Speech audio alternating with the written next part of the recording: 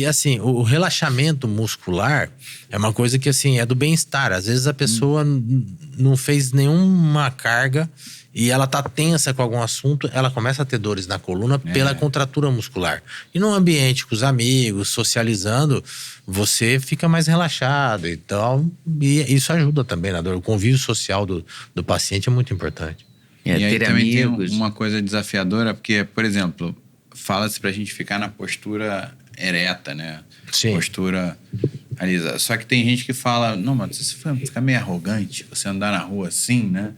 É tudo empinado, nariz em pé, não sei o quê. Então, tantas pessoas que são mais tímidas tendem a andar mais assim, mais curvadas, né? Tem a coisa da posição de poder, né? Da pose do homem, do super-homem ou da Mulher Maravilha, de andar com o peito aberto, parar assim. Isso tem a ver também, né? Porque às vezes você fica nessa... A postura é importante, com certeza. Socialmente falando, tem que ficar atento para você se manter numa postura. Se você tiver intimidado, boa. Manter uma postura a pessoa firme. Não pode querer ficar com uma postura mais assim retraída, ela vai ter dores na coluna também. Então tem que manter a postura. Eu concordo com você. Por isso que os celulares devem ser grandes responsáveis por dores na cervical. Né? Sim, ele é. O ideal seria a gente mexer no celular assim, né?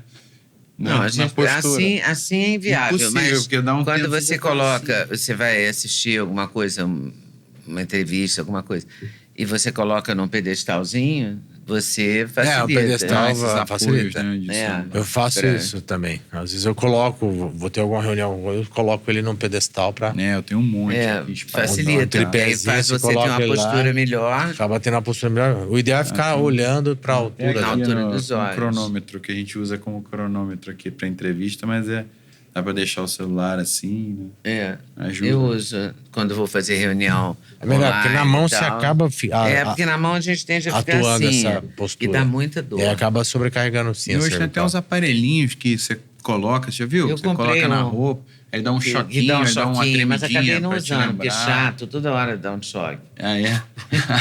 Eu posso te emprestar. É porque a postura não tá boa. A postura não tá boa. O dia inteiro tomando choque. O dia inteiro tomando choque. No computador, né? Eu esqueço completamente. Tô aqui. Toda hora. E essas outras... Você falou de choque, por exemplo, na fisioterapia. Aliás, um abraço pro Bruno também, que deve estar assistindo nossa entrevista aqui agora, que é o fisioterapeuta isso. O Marcelo me indicou. Nossa, e ele é muito bom, né? Mas também tem essa coisa do choquinho, né? Do TENS. Não, o Bruno trabalha muito bem. Eu gosto do trabalho dele. Pois é, então. E tanto esses aparelhos que os fisioterapeutas operam, que são mais profissionais, até esses que a gente compra na farmácia, que dá aquele choquinho TENS, que dá uma relaxada. Isso funciona. Útil. Essas correntes elétricas, elas funcionam relaxando a musculatura. E aí, no caso desse TENS que vende nas farmácias, digamos assim, ele tem sua função também. É lógico que é aquilo que a gente entra na automedicação e no autocuidado também. Se você tiver dor e ficar só no aparelhinho sem saber o que tá te causando a dor, às vezes é um problema. Mas para relaxar a musculatura, eu não vejo problema em tem que fazer a ressonância. O ideal é fazer um exame de imagem. O paciente tem dor e que fica sendo frequente, tem que fazer um exame de imagem. Tem umas ressonâncias hoje em dia, eu já fiz no joelho, que é ressonância aberta. Eu não sei se serve para lombar. Não, para lombar também tem, para cervical também tem. Hoje você tem ressonâncias de campo magnético aberto. Então, para aquele paciente que tem dificuldade de ficar num ambiente fechado, fazer a ressonância no campo aberto vale a pena, é bom. O Duda dorme, né? Eu fico tranquilo, assim. Tem hoje em dia ressonância com carga, por exemplo. Como assim? Uma ressonância que você consegue fazer uma carga na coluna do paciente, porque a ressonância tradicional você faz deitado. E não tem a carga que teria, por exemplo, de você estar em pé ou estar andando. Então você tem aparelhos, aqui em São Paulo já também. Que legal. Você tem aparelhos de ressonância magnética que fazem uma carga. Então, assim, muitas vezes a gente pede um exame para um paciente e às vezes não tem uma hérnia que justifica toda aquela dor dele, às vezes a gente pede uma ressonância com carga. E aí faz essas trações lá que simulam como se o paciente estivesse em pé, ou sentado, ou andando. E nos Estados Unidos já tem ressonância que faz com o paciente sentado.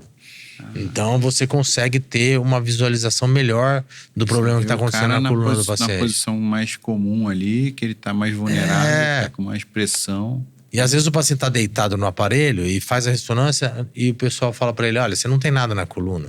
E às vezes não é verdade. Às vezes ele tem uma lesão do disco. Pula ali pra isso, fora, às vezes a hérnia de disco aparece mais quando ele está sentado ou quando ele está em pé. Isso pode acontecer. Entendi.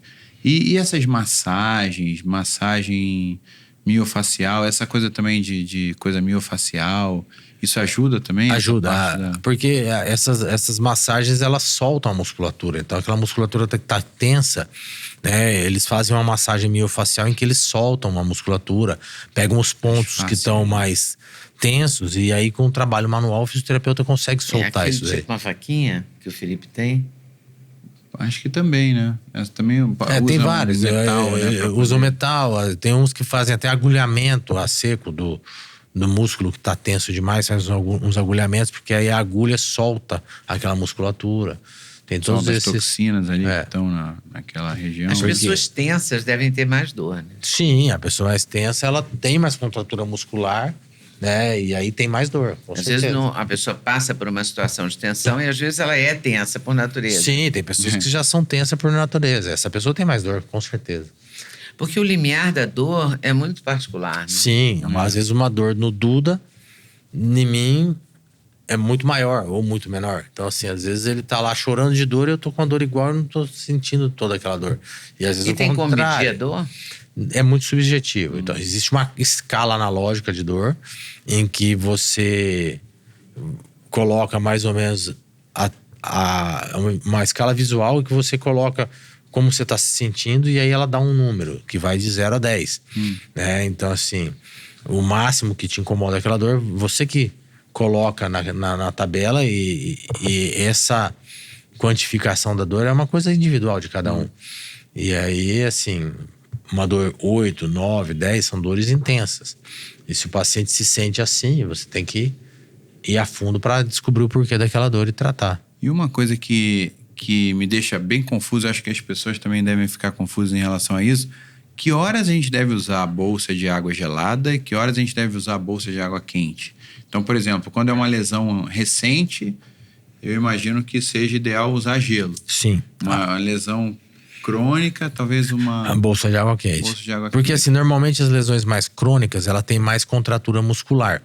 E aí você usando a bolsa de água quente, ela vai dar um relaxamento naquela musculatura. Né? O calor local, ele relaxa aquela musculatura. No caso da bolsa de gelo, ela faz uma vasoconstrição e essa vasoconstrição diminui o fluxo de sangue naquela musculatura, diminuindo o edema, diminuindo que vá mais toxinas para aquela musculatura. Então, isso daí ajuda. E existe também o contraste, né? Aquele paciente que tem muita dor, você faz gelo local, depois você faz calor local. E aí esse contraste de contração e de relaxamento acaba ajudando também. Então, isso daí é muito de você medir a causa da dor do paciente e indicar. Fazer gelo local. A dor imediata aguda é gelo. E a dor mais crônica é calor. Isso vale para bursite, essas coisas? Muito. Muito. Bursite é uma dor mais crônica. Então você faz um calor local, melhora. Né? E assim, o paciente às vezes no frio tem mais dor. Porque contrai mais. Isso é fantástico. Né? A gente, quem tem dor assim... Muda a estação, já sabe. Muda a estação, sabe. Dor no joelho. Vai esfriar hoje. O joelho grita, né? Aí você sente uma dor e daqui a pouco você olha no... Pega o casaco, vai. Porque já esfriou, né? O tempo a esfriar, no calor não aumenta, não diminui a dor, mas no frio aumenta. No frio aumenta, por conta dessa vasoconstrição. Então, por isso que esses pacientes que têm mais dor crônica, você fazer o calor local alivia. E uma coisa que eu virei um entusiasta há alguns anos, o banho gelado, banho de gelo mesmo, né? Crioterapia. Isso pode trazer algum benefício, algum malefício para... Não, malefício não, mas um benefício sim, porque ele acaba fazendo toda uma vasoconstrição na hora do banho gelado e aí depois ele faz uma vasodilatação, então... Isso acaba ajudando na recuperação muscular, né? Tem todo um recovery aí da musculatura. Eu sinto que o metabolismo dá uma acelerada depois do gelo. Sim. Assim. Tanto que depois eu fico tremendo, assim, eu sinto que o músculo tá todo trabalhando para o corpo esquentar. Isso, o músculo trabalha para poder manter a temperatura. Então existe um trabalho muscular. Eu saio todo vermelho, eu sinto que o sangue circula mais, assim. Acho que deve dar uma... É uma impressão pessoal, assim, que dá uma limpada. Não, mas é que o gelo dá uma... toxinas, O gelo faz uma vasoconstrição e isso aumenta, com certeza, né, assim, a circulação local e isso melhora os tecidos. E aí, gostou desse corte? Gostei muito, mas eu acho que vocês devem assistir a entrevista completa, que está no YouTube, Leda Nagli, esperando por você. Essa série Hoje Nagli, o Encontro de Gerações, está imperdível. Vale a pena conferir, hein? Com certeza. Se Deus quiser.